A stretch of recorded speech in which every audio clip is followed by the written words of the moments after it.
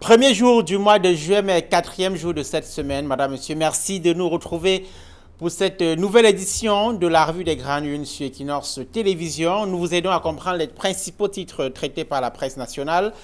Tout de suite, on file en kiosque pour le résumé de ce que dit la presse ce matin. D'abord, la nouvelle expression avec à sa une ce matin, lutte contre le Covid-19, le projet macabre d'un député, pointe le journal. Demander au ministre d'injecter le vaccin dans les boissons courantes afin consommer par les Camerounais à leur insu est un acte proprement criminel, mais le député David Manfo l'a demandé avec insistance. Écrit la nouvelle expression. Maître Achille Ledio du SIF réagit dans les colonnes du journal. L'honorable Manfo est devenu une honte pour l'élite locale. Philippe Nanga déclare que je crois que nous devons craindre pour nos vies. Alex Gustave Azebazé, pour sa part, dit qu'il craint que la sortie du député ne contribue à renforcer le doute dans les esprits. Voilà le dossier de la nouvelle expression à lire des pages 6 à 8 ce matin de ce journal qui est en kiosque. À la une également de la nouvelle expression en oreille de une d'Ibombari, la mairie au TCS. Il y a désormais une épée de Damoclès qui pèse sur la tête du maire Justin Béjedine Damé. Les auditions se font à Yaoundé, écrit le journal La Nouvelle Expression qui est en kiosque ce matin. Autre journal qui paraît ce matin, le quotidien Émergence. Émergence qui évoque ce matin cette mobilisation prévue le 3 juillet prochain, c'est à Paris en France. Le quotidien Émergence, initiative, une campagne lancée pour la libération des manifestants du 22 septembre 2020. C'est à la une de Émergence et c'est à lire en kiosque ce jeudi matin. Mutation paraît ce matin. La une de Mutation ce matin, logements sociaux, les clés d'un échec, pointe le journal. En plus de l'offre largement inférieure à la demande, l'habitat social disponible va en majorité aux nantis, pointe Mutation ce matin, qui fait le résumé de ces débats vifs à l'Assemblée nationale sur la question de la crise du logement. À découvrir dans les colonnes du quotidien Mutation de ce jeudi 1er juillet. Dans les kiosques également ce matin, vous retrouverez le journal L'économie quotidien avec à sa une œuvre à couver des investissements d'Agrocam pour barrer la voie aux importations. La société agro-industrielle camerounaise construit actuellement sur 10 hectares une ferme de production avicole dans la localité d'Obala avec pour objectif de produire les œufs destinés au marché local. Vous lirez cet article en page 3 du quotidien, l'économie quotidien qui est en kiosque ce jeudi. L'hebdomadaire de Politics Hebdo paraît ce jeudi, de la rigueur à la gabégie, pointe le journal 1975-2021, 46 ans de tentatives de moralisation et de gabégie, et de rigueur vers la gabégie. Le 30 juin 1975, Paul Biya est nommé Premier ministre de la République unie du Cameroun. Il devenait ainsi le 5e Premier ministre de l'histoire du Cameroun. Rigueur et moralisation étaient les piliers de la gouvernance du RDPC. À son arrivée, le président voulait qu'on retienne de lui celui qui a apporté la démocratie et la prospérité. La présentation du rapport d'audit du fonds Covid-19 a été renvoyée. La raison d'État a été évoquée. Pourquoi la présentation du rapport fait si peur, s'interroge le journal. La raison d'État, dès lors qu'elle ne prétend même plus être au seul service de la souveraineté, de la sauvegarde de l'intégrité d'une nation, d'une république ou encore de l'ensemble de ses citoyens, est-elle véritablement fondée? Vous lirez le décryptage du journal des pages 2 à 4 ce matin, l'hebdomadaire de Politics Hebdo. Forum Libre paraît ce matin avec à sa une, pharmacopée traditionnelle, lutte contre le Covid-19 et eau minérale. Comment les propos de l'honorable Manfo David ont été traversés. Le journal croit savoir que le député du RDPC est accusé par ses adversaires qui veulent en finir avec lui. Vous lirez ce journal qui est en kiosque ce jeudi.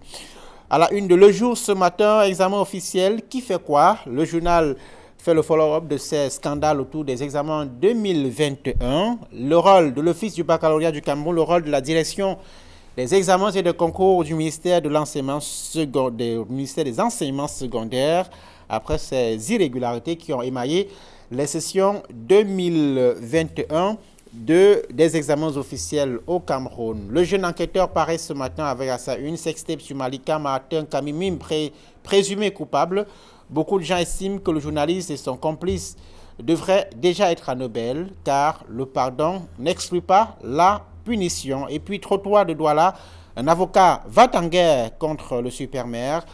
Maître Tchemtou Jean-Marie, puisqu'il s'agit de lui, trouve la décision de bastardiner illégale. Les contours de cette correspondance adressée au maire de la ville de Douala sur le déguerpissement des commerçants installés sur les trottoirs, c'est à dire dans les colonnes du journal Le Jeune Enquêteur, l'hebdomadaire, qui paraît ce jeudi.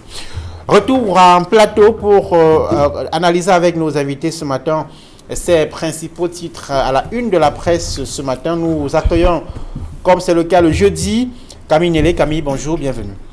Donald Brice-Kangan, bonjour. Bonjour Guy Fongan, bonjour téléspectateurs d'Equinox Télévision, mais un bonjour spécial aux députés du RDPC Koumasé, qui, on l'a vu à la télévision, s'est adressé vertement au ministre de l'Eau et de l'Énergie et lui a posé des questions très très franches en lui demandant que est-ce que vous réalisez, monsieur le ministre, que rien ne va depuis que vous êtes arrivé, le Cameroun a des problèmes en eau, en énergie, en électricité et ce qui accable le quotidien des Camerounais. Mais vous faites quoi ici? Chaque année, vous venez ici nous dire que vous allez faire la session d'après, vous n'avez rien fait du tout.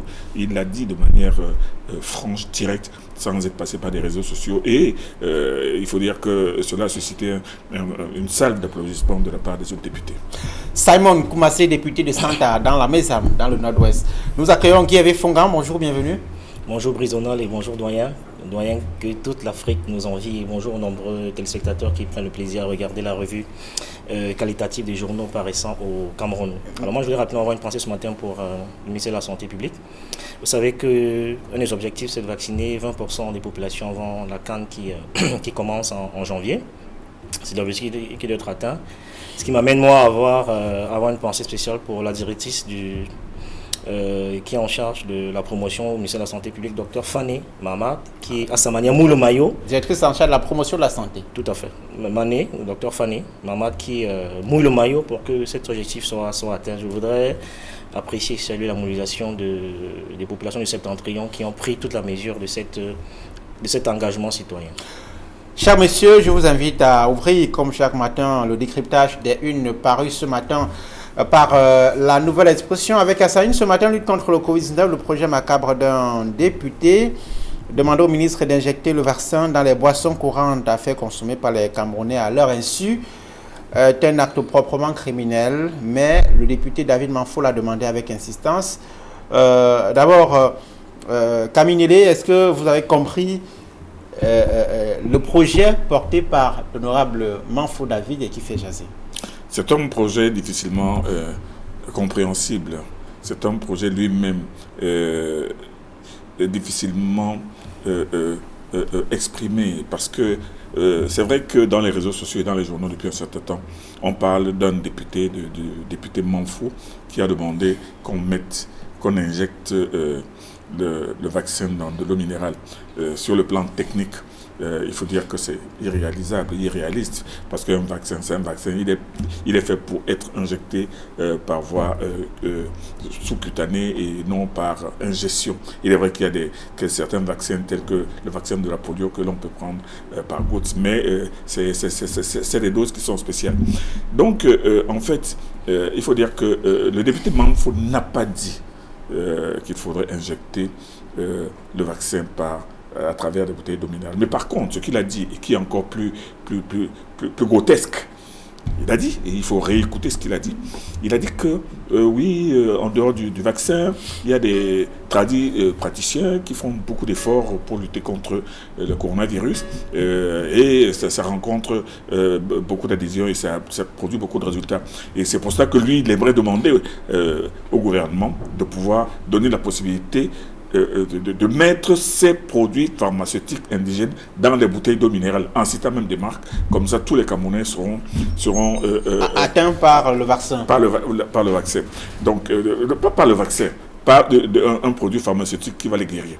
Donc c'est tout simplement scabreux. Une telle affirmation est scabreuse, elle est non scientifique, elle est incompréhensible, elle est non intelligible, mais bon, le député Manfo l'a dit avec ses mots et avec sa vision. Bien évidemment, ça a provoqué un tollé, aussi bien dans les milieux de la presse, dans le milieu de la science même, que dans les milieux de la presse. Mais il faut dire que, bon, si un député a le droit de dire ce qu'il pense et a le droit de faire des propositions, il faut dire que la proposition du député Manfo a quand même donné de l'urticaire à pas mal de monde au Cameroun. C'est-à-dire quoi? Mettre des produits indigènes dans des bouteilles d'eau minérale. Alors, les gens vont acheter quoi? Ils vont acheter de l'eau minérale ou bien ils vont acheter un médicament? Est-ce que ces produits, parce qu'il fallait qu'il aille jusqu'au bout de sa proposition, est-ce que ces bouteilles d'eau minérale qu'on vend, qui sont vendues, est-ce que les gens qui vont les acheter sauront que ces bouteilles d'eau minérale ont des produits de tradis praticiens? Donc, moi je pense que il faut plutôt prendre ça pour une boutade exprimée de manière très peu intelligible, et il faut prendre ça comme ça et non en faire une sorte de comment est-ce qu'on peut appeler, de casus belli contre ce député. Alors, Guy Hervé Fongan, la proposition du député RDPC de Bamboutos Ouest dans la région de l'Ouest met en évidence les difficultés que le gouvernement a fait vacciner un nombre important de populations. Vous rappeliez tout à l'heure les ambitions du gouvernement qui veut vacciner au moins 40% de sa population. Est-ce qu'on peut dire qu'en voulant bien faire, il s'est trompé de bonne foi? Je voudrais qu'on remette les choses les choses dans leur contexte, parce qu'en fait, moi, je n'ai pas compris ça exactement comme ça.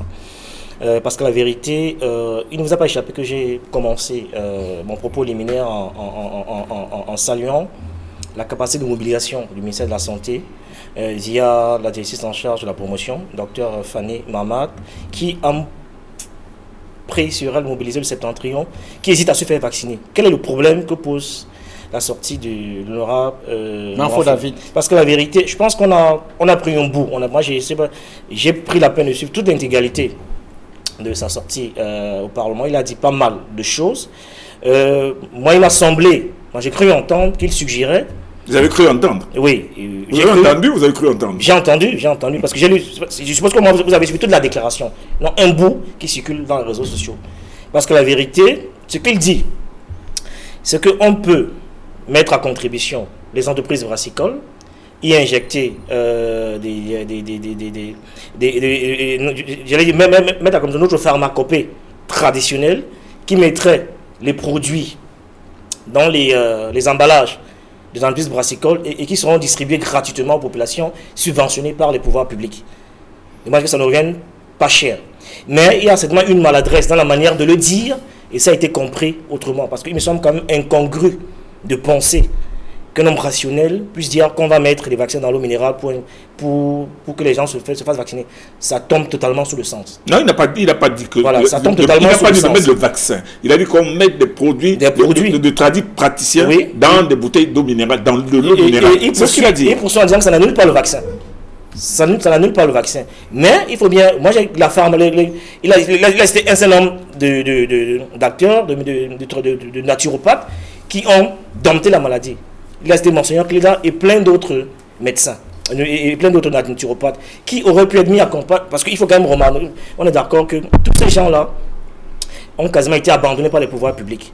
Aujourd'hui, on fait toute une fixation sur le vaccin, alors qu'à la vérité, on avait les moyens on parle de 180 milliards qui sont dilapidés. Les naturopathes qui ont prouvé leur capacité à pouvoir maîtriser la maladie n'ont pas été associés à cette affaire.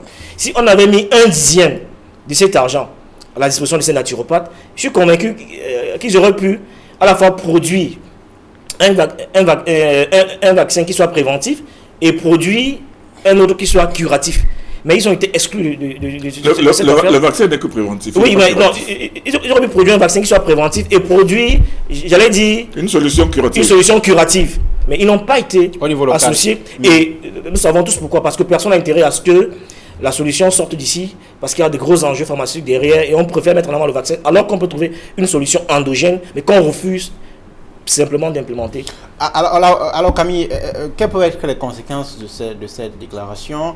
Il y a cette réaction d'Alex Gustave Azébazé qui pense dans la nouvelle exposition par action de ce matin que le gouvernement gagnerait à clarifier sa position autour de cette sortie du député RDPC qui intervient dans un contexte où la méfiance est déjà très importante vis-à-vis du vaccin. Mais est-ce que le député a parlé au nom du RDPC? Le député a parlé en son nom personnel. Non, du gouvernement. Il n'a pas été mandaté par le RDPC ni par le gouvernement pour faire une déclaration aussi déjantée. Il n'a pas été mandaté. Il a dit ce qu'il pensait. Il a dit ce qu'il compte. Il a exprimé ce que lui... Mais il faut gérer les conséquences après. Oui, mais la conséquence, la seule conséquence est que c'est... Le gouvernement est pour le vaccin, clairement pour le vaccin, et d'ailleurs met en place toutes les stratégies pour encourager les gens à se vacciner. S'il y a un son discordant ou une compréhension défavorable pour la campagne de vaccination, il faut bien faire quelque chose, non? Le gouvernement est pour le vaccin comme beaucoup, comme la majorité des pays du monde entier sont pour le vaccin, même s'il y a aussi des scientifiques qui font tout pour injecter une sorte de scepticisme ou de pessimisme à travers les réseaux sociaux sur l'efficacité de ce vaccin. Mais ce que je voulais dire, c'est que la déclaration du député Manfo sont tout simplement loufoques. C'est-à-dire qu'il faut les prendre pour ce qu'elles sont. Elles sont peut-être le produit de la pensée de quelqu'un qui n'a pas d'esprit scientifique, qui ne réalise pas la différence qui existe entre un vaccin et peut-être une solution de pharmacopée traditionnelle. Il a exprimé à sa manière, selon sa vision en lui, il n'y aura pas de conséquences, il n'y a aucune conséquence. La seule conséquence, c'est qu'on a compris que c'est un député qui a de la peine à comprendre peut-être la réalité des choses. Non, mais je pense qu'il faut bien clarifier la posture d'Alex Gustave Azébazé. Il a raison. Il a raison parce que aujourd'hui, il y a une sorte d'ambiguïté et de scepticisme généralisé qui habite les populations qui hésitent à se faire vacciner. Même pas le corps médical. Ils hésitent à se faire vacciner. Et donc, cette sortie d'Honorable Manfo peut amplifier la suspicion dans l'imagerie populaire. Déjà existante. Oui, dans l'imagerie populaire déjà existante. Et donc, le gouvernement a intérêt, et c'est où je rejoins Alex Gustave Azébazé, à rapidement monter au créneau. Parce que jusqu'ici, on a comme l'impression que le gouvernement tente un passage en force pour trouver tous les moyens que les gens de vacciner les populations qui sont encore réticents. Alors, et donc, ça peut être perçu autrement comme une tentative de passage en force. Oui, mais ça, c'est un des effets pervers de cette sortie. Donc, le gouvernement a intérêt à rectifier et à recadrer les choses. Sinon, cette sortie contribue à amplifier la suspicion que les populations ont vis-à-vis du vaccin. Et ça laisse croire que c'est une manière insidieuse de tenter un passage en force et obliger les gens à se faire vacciner à tous les prix et par tous les moyens. On va sortir de ce sujet. Donc, je voulais juste dire un dernier mot. C'est-à-dire que si Alex Gustave Azébazé a raison de se poser une question, il faudrait qu'il comprenne que... C'est une suspicion générale. Oui, mais la suspicion générale... à se faire vacciner. Mais la suspicion générale ne peut pas être alimentée par un député qui ne sait rien de la science. C'est-à-dire que ce que je voudrais dire, c'est qu'il ne faudrait pas aller non plus chercher à victimiser le gouvernement qui, lui, est en train de mener une politique de vaccination qui est là. Les populations hésitent. Attendez, mais les populations sont sceptiques. Non, les médecins ne veulent pas se vacciner. Est-ce que vous êtes vacciné? Donc, je veux dire, c'est qu'on est en train de donner les bienfaits. C'est un député qui parle. Le député n'est pas un citoyen lambda. Le député est un citoyen lambda, mais le député n'a pas la science infuse. Et ce député qui lui est en train de demander d'injecter des produits pharmaceutiques dont personne ne connaît la solution dans des bouteilles d'eau minérale. Vous pensez que le gouvernement doit accepter cela? Ou bien le gouvernement doit dire que non, ce monsieur n'a pas le droit, n'a pas de qualité pour parler au nom du gouvernement? Moi, je ne pense pas qu'il faut donner autant d'importance à une déclaration. Non, ouais, ça peut renforcer la perception d'un passage en force. Du côté des populations, mais à la place des populations qui reçoivent ce message. Oui, mais vous pensez que les populations... Mais pas depuis quelques jours, on parle de rendre le vaccin obligatoire. Oui, mais vous pensez depuis quelques jours. Vous pensez que rendre le vaccin obligatoire. Est-ce que vous pensez que ces populations sont aussi analphabètes que ça? Aujourd'hui, vous êtes impossible de voyager. Et puis, je vais vous dire une chose. Aujourd'hui, vous êtes impossible de voyager si vous n'êtes pas vacciné. Aujourd'hui, impossible. Je vais vous dire sortir du pays sans vaccin. Il ne faut pas dénigrer le niveau de compréhension des Camerounais. Les Camerounais ne sont possibles de comprendre, d'entendre tout et de comprendre et de le sens commun ne pense pas. Non, il pense mal. Non, le sens commun ici, dans le cas d'espèce et dans la situation actuelle, c'est qu'il y a des gens qui sont prêts à aller se faire vacciner. Il y en a d'autres qui ne veulent pas se faire vacciner ou qui attendent. Donc, le problème est que le gouvernement fait ce qu'il a à faire par rapport à ses engagements vis-à-vis de l'OMS. L'OMS a rassemblé tous les pays, toute la communauté mondiale autour de la thèse de ce vaccin. Okay. Donc, moi, je pense que c'est un débat c'est un débat une tempête dans un verre d'eau. On va passer à autre chose, cher monsieur. Une tempête dans un verre d'eau. On va passer à autre chose, cher monsieur. Parlons de cette campagne lancée pour la libération des manifestants du 22 septembre 2020. C'est à la une de Émergence de ce jeudi, oui. mais aussi à la une de la Nouvelle Expression qui évoque la mobilisation de la diaspora qui est exaspérée par le Covid-Gate. Guy Fongan, cette manifestation du 3 juillet à Paris, en France, pour le Covid-Gate, pour les soupçons de détournement autour de la CAN 2019 finalement retirée au Cameroun, pour la crise au Cameroun, notamment la crise anglophone, et pour la libération des militants politiques. Qu'est-ce qu'on peut y attendre? Quelles peuvent être les retombées de ces manifestations? On peut espérer que aujourd'hui, moi j'ai compris avec la mobilisation observée à la fois dans les... parce que j'aime souvent rappeler que la société évolue en se complexifiant. Les besoins de celle-ci suivent exactement les mêmes tendances. Aujourd'hui, il y a une démultiplication des canaux d'information et la pression exercée, qu'elle soit virtuelle ou réelle, peut impacter peut inverser le rapport de force et obliger les pouvoirs publics à rectifier le tir.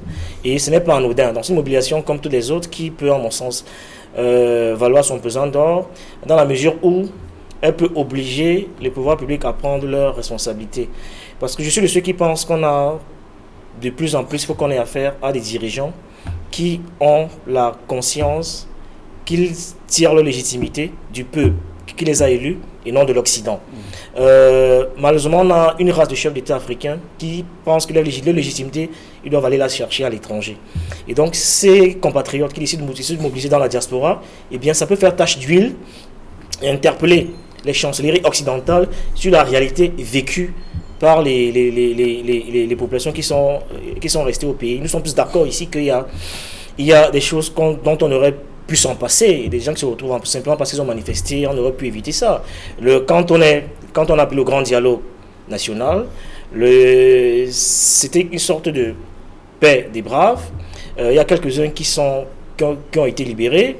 Moi, il faut BBC. Il y est toujours, on ne sait pas trop pourquoi. Il y a quelques-uns comme Bibou Missak et Alain Foguet qui ont été interpellés. Il y a des choses comme s'il y a des choses comme qui sont des circonstances aggravantes qu'on aurait pu éviter, qui donnent raison aux gens de se mobiliser et de se rebeller. Parce que, rappelons-le toujours, avec suffisamment d'emphase, que l'accumulation de frustration est le carburant de la révolte. Parce que la vérité, il y a beaucoup de gens, surtout en rapport à ces marches, qui sont en prison, qui n'auraient jamais dû être là, parce que ça contribue à les aspirer et à inutilement révolter les populations et les enflammer, alors qu'on aurait pu éviter ça quand on est sorti du grand dialogue national. Alors, ça ne nous grandit pas, malheureusement. La Nouvelle Expression publie ce matin les grandes lignes des motivations de ces personnes qui souhaitent se mobiliser dans la diaspora, notamment à Paris le 3 juillet prochain. Camille Nélé, ils estiment qu'au milieu de toutes ces crises qui traversent le Cameroun, crise anglophone, Covid-Gate, crise dans le septentrion avec Boko Haram, mais aussi cette canne retirée au Cameroun avec de gros engagements financiers mobilisés alors qu'on n'a pas finalement organisé la compétition. Ces manifestants qui projettent de se mobiliser le 3 juillet prochain estiment que le régime reste droit dans ses bottes d'un régime autoritaire ce matin. Je pense que si... Pourquoi toutes ces crises ne font pas bouger le pouvoir? Si le prétexte de cette marche prévue à Paris donne l'impression d'être légitime, il faut avouer que c'est un curieux mélange des genres. On ne peut pas mettre dans la même marmite l'affaire de Boko Haram et l'arrestation des militants du MRC. On ne peut pas mettre dans la même marmite le problème du Nozo et le détournement du Covid. Moi, je pense qu'il y a des causes légitimes. Parce que moi, je ne comprends pas jusqu'à présent pourquoi Monsieur Bibou Missak, Monsieur Alain Foguet et le reste qui ont été arrêtés jusqu'à présent, leur affaire n'a pas encore connu une issue judiciaire. On ne comprend pas, ils sont en prison. Pourquoi sont-ils maintenant en prison? Pourquoi ne les condamne-t-on pas? Ou alors ne les relaxe-t-on pas? Pourquoi ne pas mettre un terme à cette affaire? Pourquoi est-ce que quelqu'un comme Manchu Bibixi, qui a été arrêté au début de la crise anglophone, est-il maintenu en prison alors que on ne comprend pas pourquoi? Ce n'est pas quelqu'un qui est en train de marcher pour la rébellion, mais est en train de poser un problème qui est un problème. Ce maintien en prison profite à qui, Camille? Je continue. Je vais donc dire qu'on ne peut pas mélanger le problème de Boko Haram avec le problème du maintien en prison de M. Bibouna Nissak. Le problème Boko Haram est un problème qui est importé, qui ne vient pas du Cameroun, ça vient de l'extérieur. Et ça atteint le Cameroun. Et vous voulez que le gouvernement fasse quoi contre Boko Haram? Il n'y a qu'une seule réponse, une seule solution, une solution militaire. Et c'est ce que le gouvernement fait. On ne peut pas dire que le gouvernement ne fait rien pour contenir Boko Haram.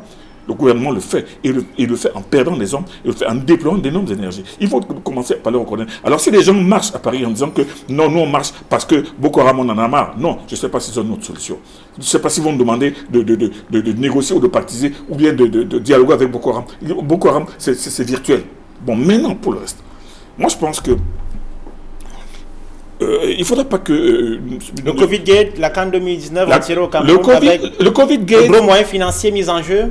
Pour cela, les gens peuvent manifester. Mais ils peuvent manifester, ils ont même le droit de manifester, de se poser des questions sur cet océan de milliards qui a été mis en branle et dont on n'a pas vu les résultats. Les gens peuvent manifester à Paris par rapport à ce Covid-Gate qui...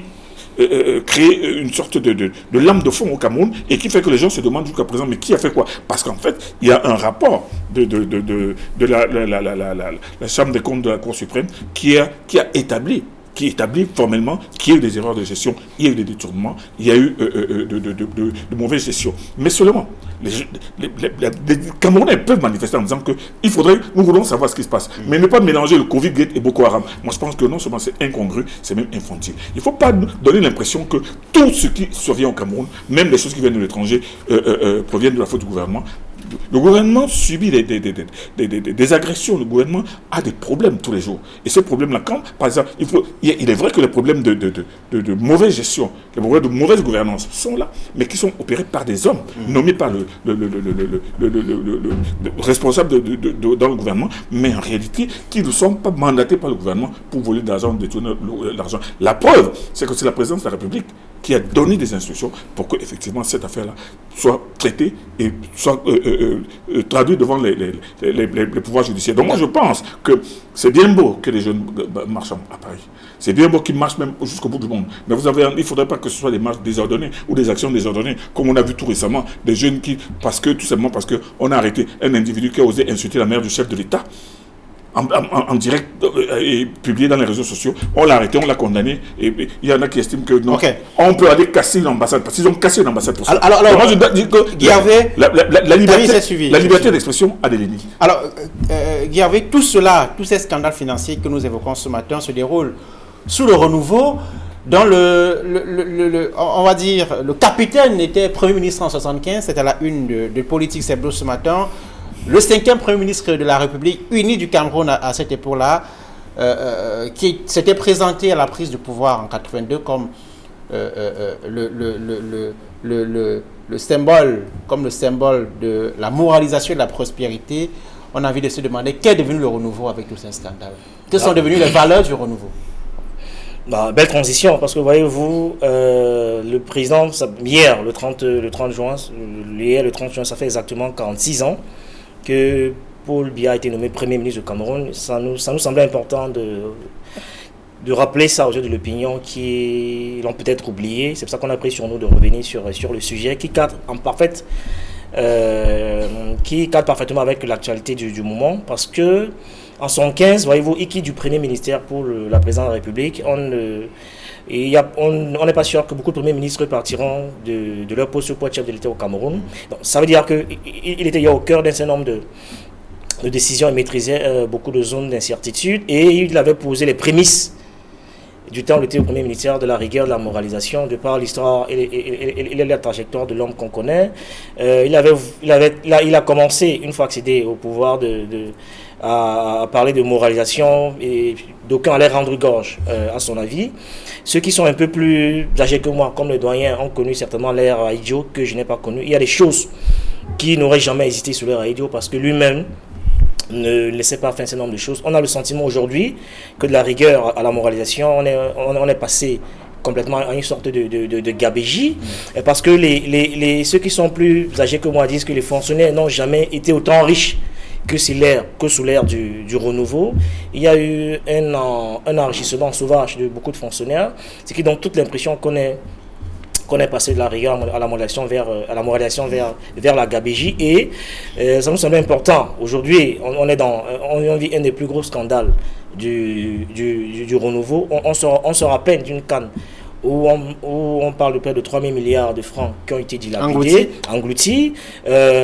Le scandale du Covid-Gate, 180 milliards, dont personne ne sait exactement comment ça a été géré. Quand vous observez les marchés de gré à gré des entreprises qui ont été créées il y a à peine 3 mois, à qui on a fait gagner les marchés de 500 millions, ça donne froid dans le dos. Avec toute la surenchère et la surfacturation, c'est clair qu'on est vraiment en plein dans une sorte de gabégie organisée. C'est un peu dommage si c'est. Je n'ai pas le sentiment que c'est ce que le président souhaite qu'on retienne de lui, mais je pense qu'il va frapper du poing sur la table et que les coupables rendront gorge, parce que c'est certainement pas l'image que le chef de l'État souhaite qu'on retienne de lui.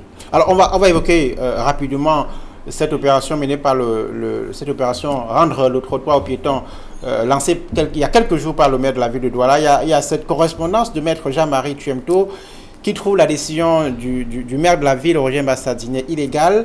Il explique notamment que l'Assemblée nationale n'a pas pris de loi pour permettre au maire de la ville de Douala d'instaurer de nouvelles tasses, de nouvelles peines pour ce qui est de l'occupation anarchique de la voie publique. Avant de répondre à ça, vraiment, je voulais ajouter quelque chose. En 2 secondes, l'émission s'achève. En 2 secondes, oui. Je voulais d'abord dire que politique, ça fait vraiment un dossier extraordinaire sur le parcours de Paul Biya. Mais il y a quelque chose qui m'a fait un peu tiquer. C'est-à-dire qu'il faudrait que les gens arrêtent de dire que Paul Biya est arrivé au Cameroun recommandé par Paul Villa, comme s'il n'avait aucun mérite. Non, on ne l'a pas dit. Ça, c'est autre chose. C'est écrit, on l'a pas dit. C'est écrit. Je continue. Je voulais dire qu'avant, au moment où M. Paul Biya, qui a le temps de faire un parcours... On ne va pas parler du dernier sujet. Non, un parcours... Non, je voulais dire qu'au moment où M. Paul Biya était Premier ministre, déjà, il y avait déjà des problèmes de moralisation qui se posaient. Et le président Aïdjo l'avait dit. Ça veut dire que M. Paul Biya, au moment où il accède à la présidence de la République, savait très bien que le premier combat qu'il devait mener, c'était pour la moralisation. Et il a annoncé. Bon, maintenant, pour revenir donc à... La libération... Moi, j'aurais vraiment eu beaucoup de choses à dire. Mais pour revenir à la libération des trottoirs, on voit tout simplement une réaction assez curieuse d'un avocat qui estime que M. Mbassa Diné instaure des amendes illégales. Il instaure des amendes illégales parce qu'il est en train de vouloir libérer les routes, libérer les trottoirs et les chaussées de Douala. C'est une belle intention, mais la légalité des amendes qui sont instaurées. Mais de toutes les manières, il est le maire. Il est le maire. Et vous pensez que... Cet avocat rappelle que le maire ne légifère pas, n'instaure pas de nouvelles lois. Oui, mais si lui, il est l'avocat de qui? Il a été mandaté pour qui? Pour cette lettre aussi incendiaire et cette démarche, il a été mandaté par qui? Il a été mandaté par les Camerounais qui garent sur les trottoirs, qui garent en bordure de route. Il a été mandaté par qui? Moi, je pense que ce sont des sorties assez tonitruantes, mais qui ne font pas avancer le progrès, ni les belles intentions du maire Mbassa Diné dans la ville de Douala. Gervais, un mot? Le projet d'assainissement de la ville par le maire de la ville est un projet louable et qui est louable. On espère que les fruits tiendront la promesse des fleurs. Merci, madame, monsieur. Merci d'avoir été avec nous ce matin.